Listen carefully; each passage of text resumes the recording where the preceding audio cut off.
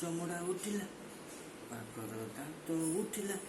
ବାଘ ସେଠୁ କହିଲା, ଭାଲୁ ତୁ ମତେ ମାରିଛୁ, ମୁଁ ତତେ ଖାଇବି।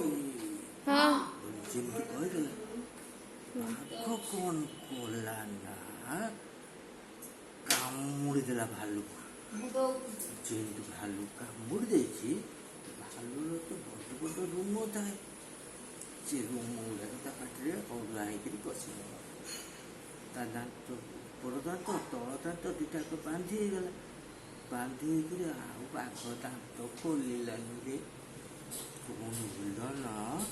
କ'ଣ ହେଲା ନା ଦିନକର ଘଟଣାରେ ଗୋଟେ ଘଟଣା ଘଟିଲା।